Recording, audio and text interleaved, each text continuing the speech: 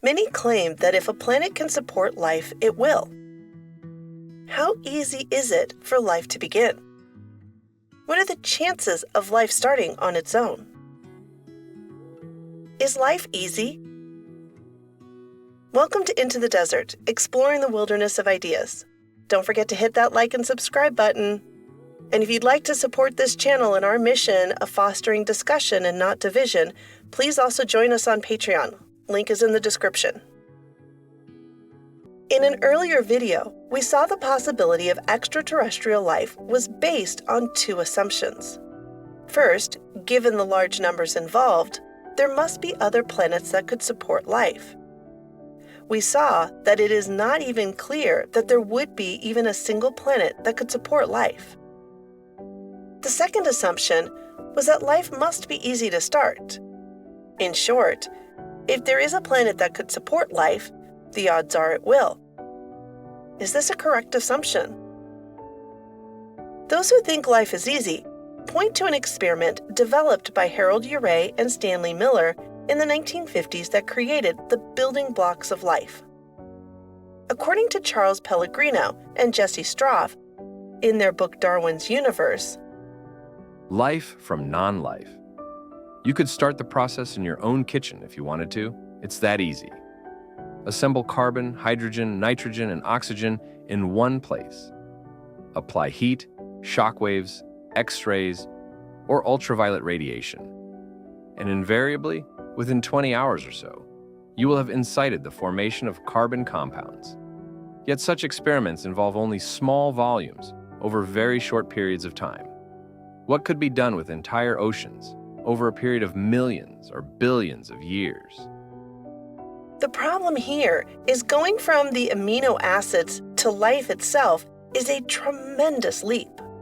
It is a leap of such great magnitude that serious questions exist as to whether or not it is even possible.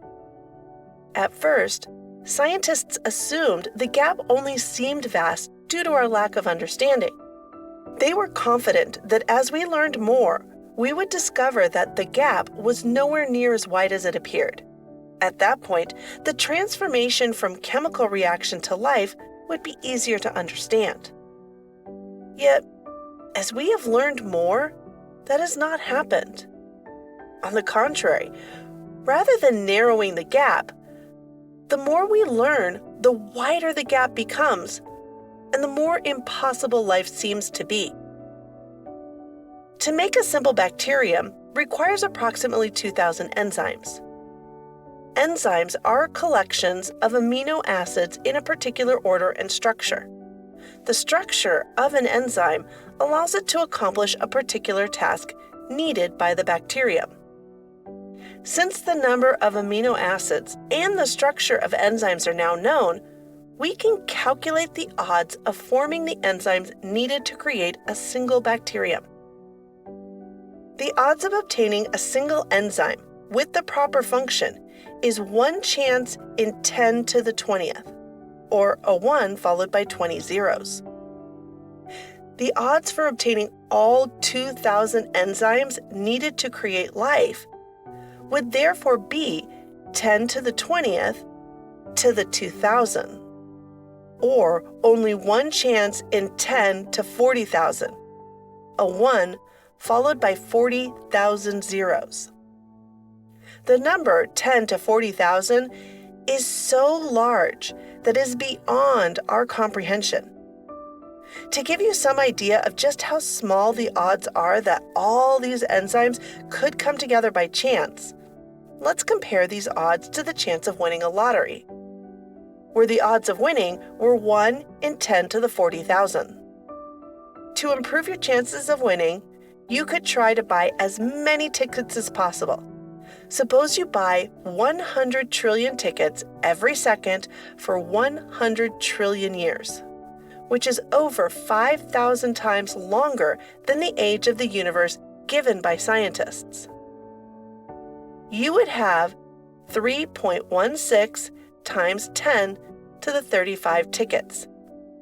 That is a lot of tickets, yet they would only increase your odds of winning to 1 chance in 3.17 times 10 to the 39,964, or 317 followed by 39,962 zeros. This number is impossibly large. Things get even worse. We have only assembled the enzymes and have yet to assemble the bacterium.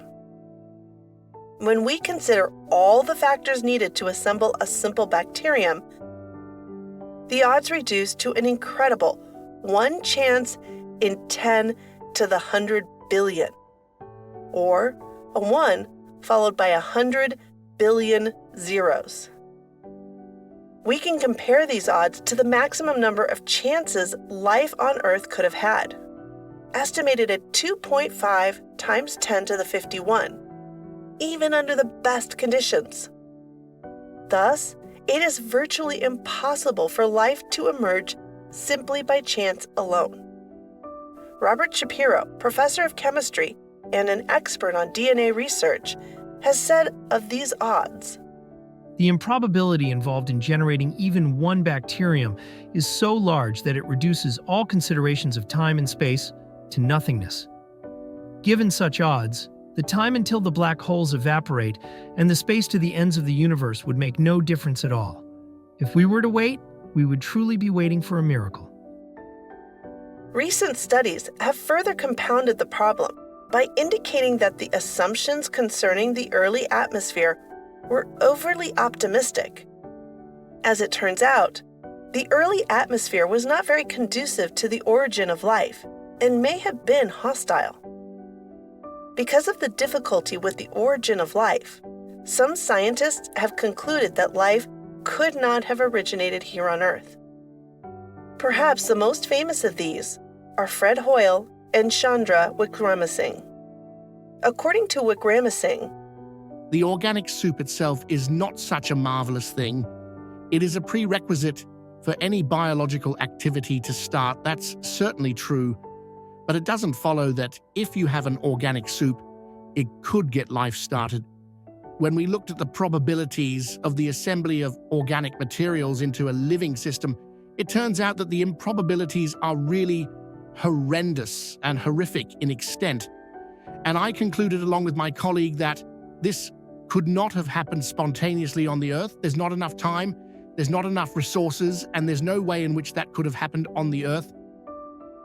where did life come from if life did not originate here on Earth?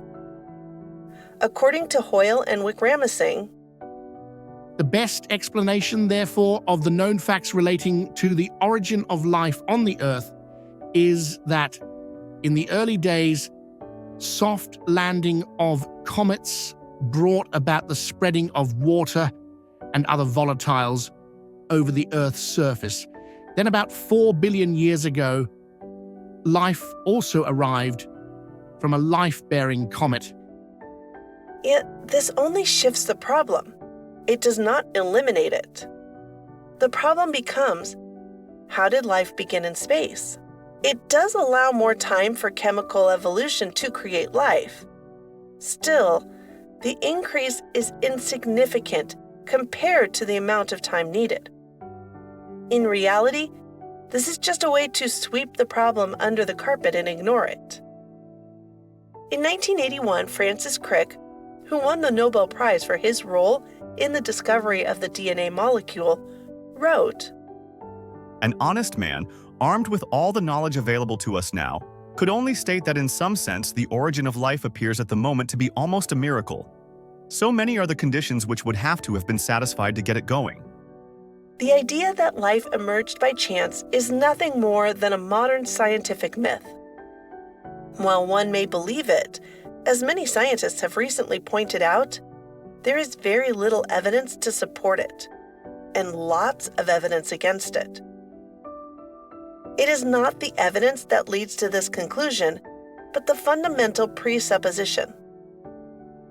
The bottom line is that even if you could find another planet with the right conditions for life, you still have a tremendous problem accounting for how life could have started.